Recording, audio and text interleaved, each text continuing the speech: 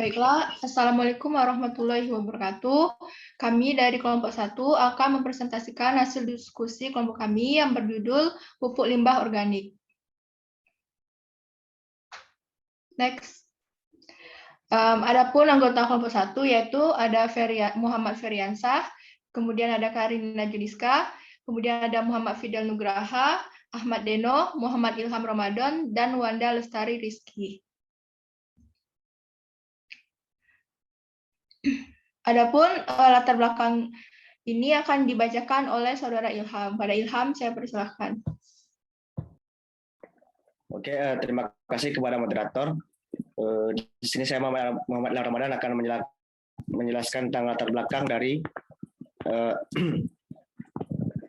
proposal yang kami buat. Yang pertama itu latar belakang Indonesia adalah negara yang subur. Hal ini mendorong sebagian masyarakat untuk berprofesi sebagai petani dan peternak. Dengan banyaknya jumlah petani dan peternak mengakibatkan menumpuknya limbah ternak. Dan limbah tersebut berupa sisa-sisa pakan ternak seperti dedaunan, jerami, kotoran ternak seperti kotoran padat dan kotoran cair berupa urin. Para peternak dan petani kurang memanfaatkan limbah ternaknya. Mereka hanya membuang kotoran ternak di sungai atau bahkan hanya mengubur dan membakarnya, yang menyebabkan munculnya pemikiran untuk memanfaatkan limbah seperti pakan dan kotorannya untuk dijadikan sebagai pupuk pertanian yang memiliki nilai ekonomi dan membantu perekonomian masyarakat tentunya.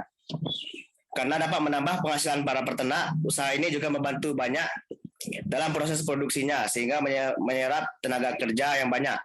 Hal ini dimanfaatkan akan bernilai ekonomi daripada dibuang begitu saja. Next.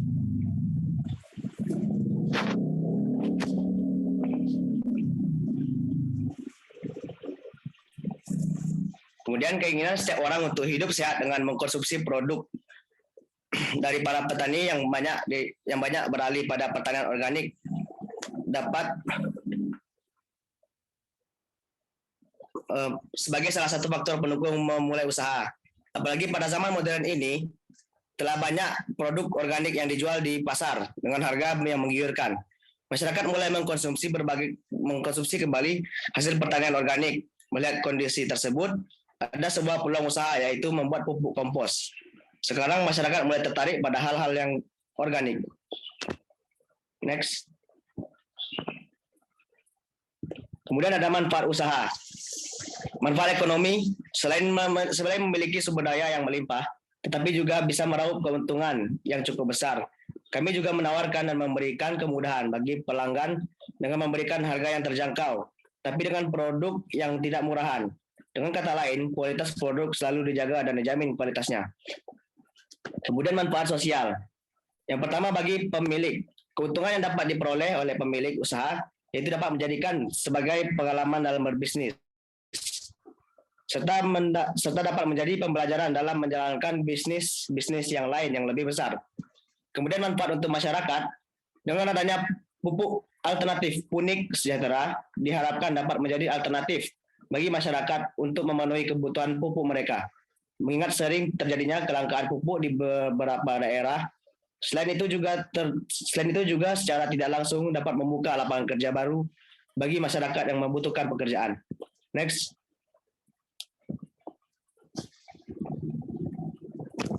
Kemudian ada rumusan masalah. Yang pertama, bagaimana caranya untuk membuka bisnis pengolahan pupuk organik yang baik dan benar agar tidak merugi.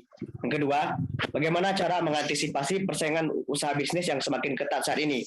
Dan yang ketiga, bagaimana caranya agar kita bisa meraih nama yang besar dan memiliki pasar yang luas. Next.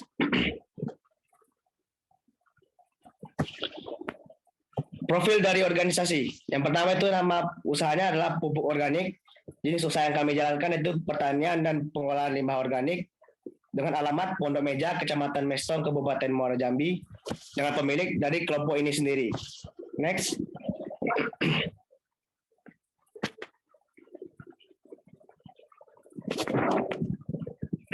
Kemudian ada visi misi yang kami jalankan dalam proposal yang kami buat. Yang pertama, menciptakan produk yang unggul demi tercapainya kesejahteraan dari sektor pertanian dan lingkungan. Kemudian misi, menciptakan inovasi unggul di bidang produk organik, memberikan harga yang terjangkau bagi petani, memenuhi semua permintaan pasar akan kebutuhan pupuk dan produk tani, menjalin kemitraan dan di berbagai daerah agar memenuhi kebutuhan pasar, memanfaatkan limbah organik sebagai bahan baku. Next.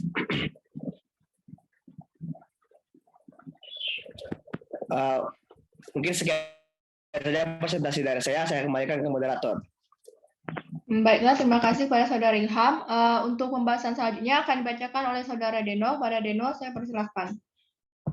Terima kasih kepada moderator telah memberikan saya waktu untuk melanjutkan presentasi dari kelompok 1. Baiklah, tujuan membesarkan nama perusahaan dengan sarana selalu menciptakan produk yang unggul. Yang pertama, menambahkan kemitraan sehingga kesejahteraan banyak orang. Yang kedua, memudayakan semangat, sikap, perilaku, dan kemampuan kewirausahaan di kalangan mahasiswa dan masyarakat yang mampu diandalkan dan terdepan dalam berwirausaha. Yang ketiga, mengurangi bertambahnya timbulan limbah organik di lingkungan.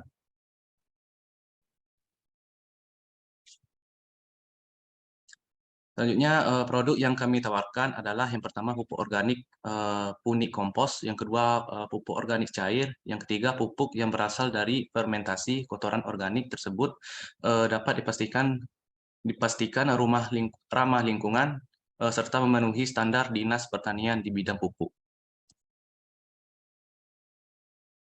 Faktor internal analisa SWOT yang pertama adalah strength atau kekuatan. Pupuk ini ramah lingkungan sehingga dapat dipastikan akan menarik minat para petani modern. Harganya bersaing dengan pupuk kimia, memiliki varian berdasarkan jenis tanaman. Yang kedua yaitu weakness atau kelemahannya. Banyaknya petani Indonesia yang belum sadar akan pentingnya merawat kelangsungan lahan mereka sehingga banyak yang memakai pupuk kimia sebagai sarana bertani. Kurangnya lahan untuk pengolahan, dan di musim hujan jika tidak diolah di tempat yang tertutup oleh air dikhawatirkan akan menimbulkan bau yang tidak sedap. Faktor eksternal analisis SWOT yang pertama itu ada opportunities atau peluang atau kesempatan melihat banyaknya masyarakat yang membutuhkan pupuk alternatif karena kelangkaan pupuk yang terjadi selama ini. Yang kedua yaitu threat atau ancaman, melihat dari banyaknya permintaan masyarakat akan kebutuhan pupuk, maka persaingan dalam menjalankan usaha ini pun cukup banyak. Dan apabila pelayanan dan kualitas yang kita berikan kepada konsumen kurang memuaskan, maka konsumen pun akan merasa kecewa, sehingga usaha ini akan terancam bangkrut. Untuk mengatasi masalah tersebut, maka kami dalam menjalankan usaha ini akan selalu memberikan pelayanan dan kualitas pupuk yang terbaik kepada semua konsumen kami. Kemudian produk yang baik dan pelayanan terbaik menjadi prioritas utama kami dalam menjalankan usaha ini. Adapun analisis pasar dan pemasaran. Yang pertama yaitu target pasar. Target pasar mencakup sosialisasi akan pentingnya melestarikan lingkungan yang sehat. Yang kedua yaitu pesaing. Terdapat banyak pesaing dari usaha ini, akan tetapi di sinilah kreativitas kita, bagaimana cara kita menarik konsumen agar dapat membeli produk kita tanpa membuat pesaing kita merasa tidak senang dan tidak senang dengan tindakan kita. Namun kekeluargaan harus tetap selalu terjaga antara pesaing dan menciptakan persaingan yang sehat tanpa menjatuhkan pesaing. Dengan cara mentaati peraturan dan undang-undang pasar yang telah ditetapkan. Yang ketiga yaitu sasaran pembeli. Dalam menjalankan usaha ini, sasaran pembeli kami yaitu mencakup semua kalangan masyarakat, baik kalangan bawah, kalangan menengah, dan kalangan atas. Dari semua kalangan tersebut, sebagian besar mampu untuk membeli produk yang kami tawarkan. Karena harga yang kami berikan pun cukup terjangkau untuk semua kalangan. Karena kami mempunyai produk yang berkualitas, tapi dengan harga rata-rata yang cukup terjangkau. Baik, terima kasih. Saya kembalikan ke moderator. Baiklah, terima kasih kepada Saudara Reno. Selanjutnya akan dibacakan oleh Saudara Ferry. Kepada Ferry, saya persilakan. Baik, selanjutnya itu adalah strategi pemasaran. Beberapa strategi pemasaran dapat kita lakukan yaitu antara lain dari mulut ke mulut. Promosi ini merupakan promosi yang paling sederhana, serta tidak memerlukan banyak biaya untuk melakukan promosi ini. Cukup dengan bercerita dengan teman-teman kita atau keluarga untuk mempromosikan usaha kita, sehingga secara tidak langsung semua konsumen atau masyarakat akan mengetahui usaha kita. Dan apabila usaha kita sudah diketahui atau disukai, konsumen tersebut akan memberitahukan kepada orang lain untuk membeli produk dari kita. Selanjutnya itu dengan media internet. Selain promosi dari mulut ke mulut, maka promosi juga dapat dilakukan dengan menggunakan media internet seperti melalui Facebook, Twitter, blog, dan lain-lain. Karena sebagian besar masyarakat telah menggunakan media internet sehingga masyarakat dapat mengetahui usaha kita.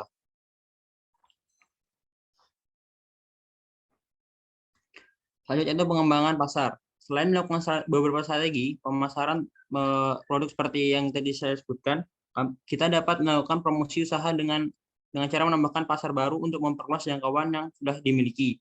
Dalam hal ini dapat dengan memperluas usaha ke daerah-daerah lain dengan harapan usaha ini akan lebih dikenal oleh masyarakat dan juga dapat menambahkan pendapatan serta dapat mengurangi tingkat pengangguran dengan mempekerjakan karyawan baru. Pengembangan selanjutnya adalah pengembangan produk. Kita akan selalu berinovasi dengan menciptakan pestisida dan pupuk organik bagi petani. Langkah-langkah promosi akan memberikan harga khusus bagi para distributor dengan agen-agen dalam jumlah besar. Pengembangan pasar selain melakukan berbagai next. What the hell, ya? Selanjutnya adalah analisis operasional. Ada beberapa langkah, yaitu 1, desain produk, yang kedua tempat usaha, yang ketiga pengawasan kualitas, dan yang keempat marketing atau promosi.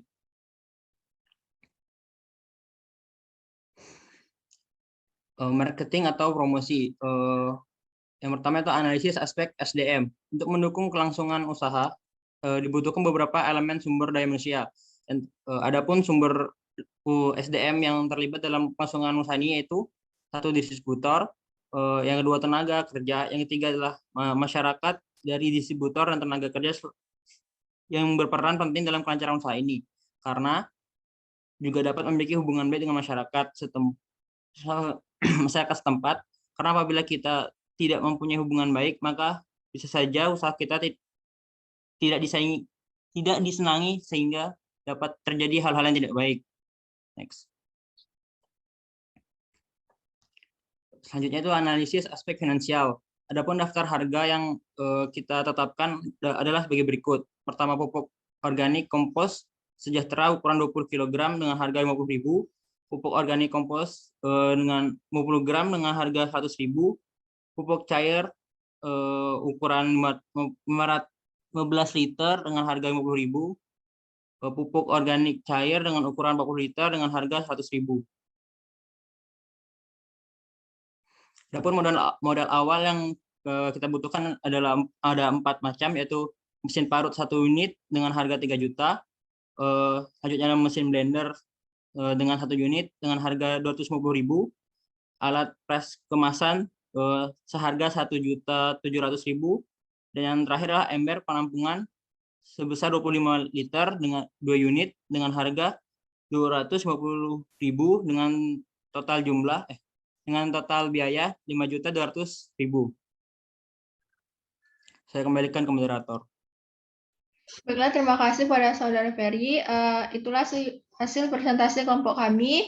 Apabila terjadi kesalahan dan kekurangan, kami mohon maaf. Saya akhiri. Wassalamualaikum warahmatullahi wabarakatuh. Waalaikumsalam warahmatullahi wabarakatuh.